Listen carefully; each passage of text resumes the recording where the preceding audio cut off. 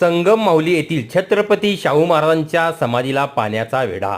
सातारा जिल्ह्यातील गेले 4 दिवसापासून अवकाळी पावसाने थैमान घातलेले असून अवकाळी पावसाने सर्वत्र पाणीच पाणी झाले आहे।